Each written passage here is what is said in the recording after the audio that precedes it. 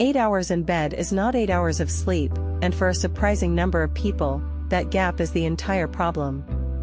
Most of us treat rest like a bank account. Deposit enough hours, wake up solvent. The math seems obvious. Sleep more, feel better. And yet two people can spend identical amounts of time unconscious and wake up in completely different states. One feels sharp. The other feels like they're moving through wet concrete.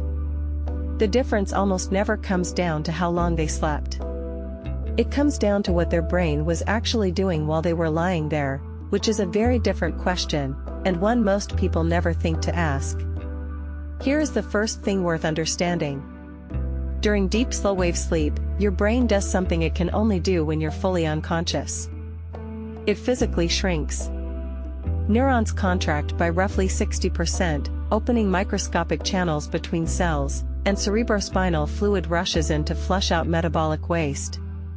This system is called the glymphatic system, and one of its primary jobs is clearing adenosine, the compound that accumulates throughout your waking hours and creates that specific heaviness we recognize as tiredness. If you're not reaching deep NREM sleep consistently, this process never fully runs. You wake up still carrying yesterday's chemical residue. And here's the trap: many things that feel like they help you sleep actually suppress this stage. A glass of wine before bed. A late edible. Certain antihistamines. They reduce the time you spend in slow-wave sleep while leaving your total sleep duration intact. You clock the hours. You still wake up exhausted. And you have no idea why. The second piece involves timing, not quantity. Your body doesn't just want sleep. It wants sleep at a specific window, calibrated to your individual biology. Everyone has a chronotype, a genetically influenced preference for when your system is actually prepared to fall asleep and wake up. If your chronotype runs late and your alarm goes off at 6, you're not sleeping the wrong amount. You're sleeping at the wrong point in your circadian cycle entirely.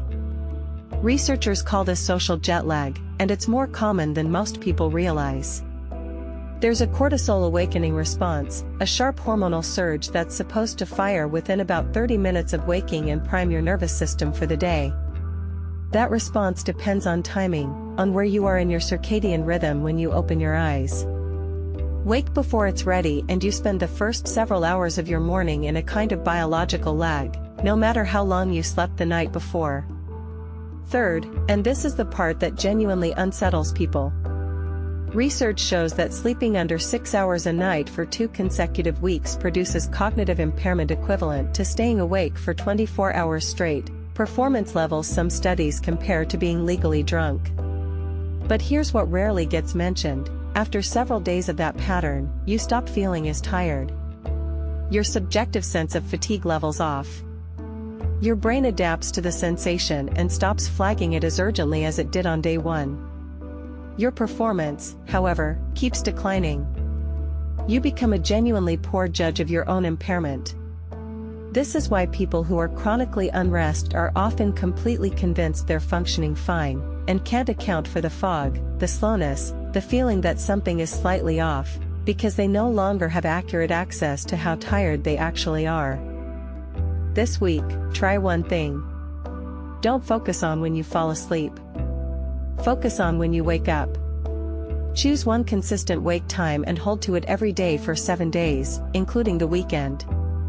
Your circadian rhythm anchors primarily to light exposure and wake time, not to when your head hits the pillow. A single stable wake time begins to consolidate your sleep architecture, builds adenosine pressure at a more predictable rate, and gradually pulls the whole system into alignment. It's one variable. It costs nothing. And the research suggests it moves the needle faster than almost any other behavioral change you can make. Rest isn't something your body is withholding from you out of spite. Most of the time it has been trying to give it to you, at the wrong hour, or in conditions that quietly prevent the deepest stages from ever arriving. Understanding that changes where you look for the answer.